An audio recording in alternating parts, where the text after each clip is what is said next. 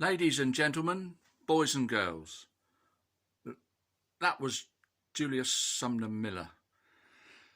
He also famously said that if the experiment fails, it's not the fault of nature, it's that I haven't fulfilled nature's requirements, or something like that. And that's what's very difficult to do when you're doing experiments in your garage. But anyway, we improved these weights. Part of the problem I was having was that as the weight dropped on the bar, as the weight dropped off of the bottom of the copper tube onto the plasticine, it was off the tube, and it was skewing. It was skewing and sort of going like that, one thing another, and giving a false result. So I've taped these bobbins on. That means that as the weight is compressing the plasticine, it's still being supported on the bar or centralised on the tube by these bobbins. As for the weights, this is the double mass.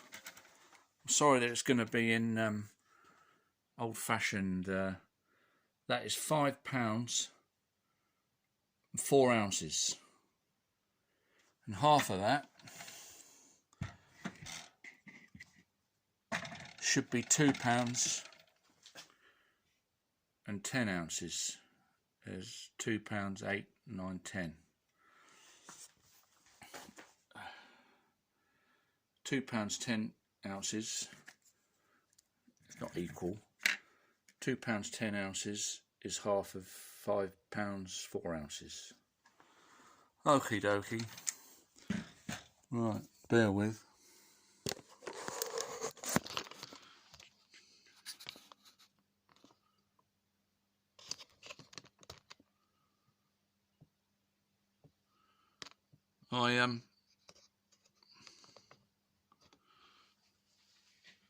The other thing I did, I got a more accurate measurement system. I measured from the bottom of the tube 9 inches to the first mark, and then I multiplied that by 4, which is 36 inches, and then I marked the 36 inches up there, so we get over that measurement issue problem.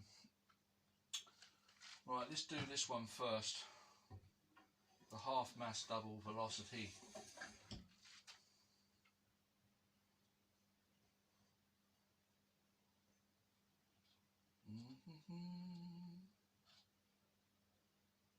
Just touching the plasticine.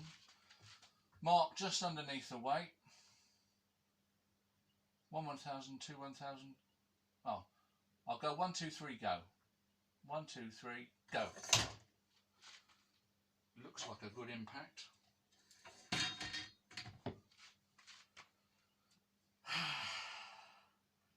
That measures 55 millimeters. It's a good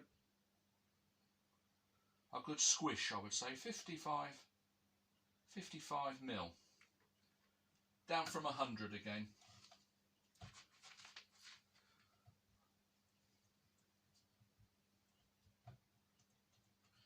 Rolling, rolling, rolling, rolling. Oh, I might have some fun again. What does it matter if you have a bit of fun along the way? As long as you get to the right, as long as you do the science right and we get to the truth, which is the goal here, of course, a bit of fun doesn't matter, does it?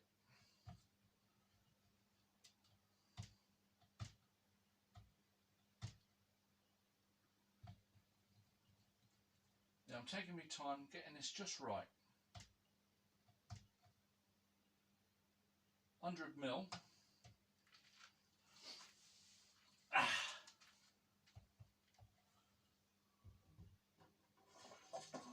Getting to the truth's the key goal here.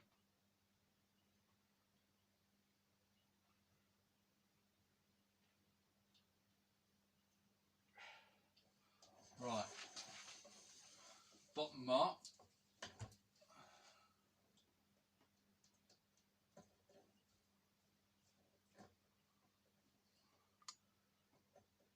3, 2, 1, go.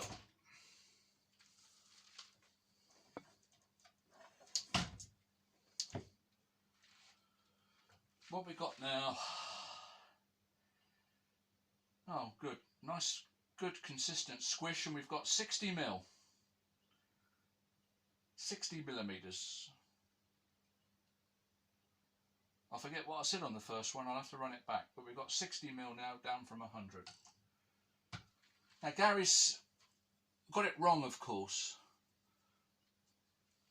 because he says even if there's a difference, which disproves his momentum energy theory, but he said that also disproves the kinetic energy theory, because if it's predicted that it's got double the energy from twice the velocity with half the mass, it should squish the sample twice as much.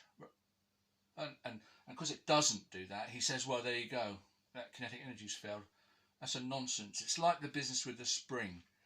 He believes that a spring doesn't, he believes that a spring stores energy linearly, like Hooke's law. Hooke's law is not the energy stored.